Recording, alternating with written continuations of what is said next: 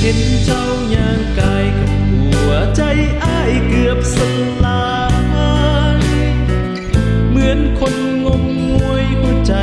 สั่นไหวเหมือนบ่มีแหงเมื่อเห็นสายตาเจ้าที่แนบเบิ่งเขาแล้วมันเสียบแทนภาพแห่งความหลังก็คือย้อนมา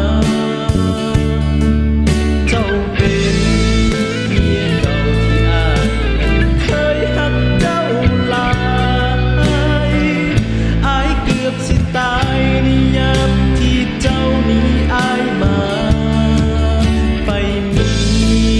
ฮักใหม่เหมือนดังที่เจ้าฝันใฝ่หา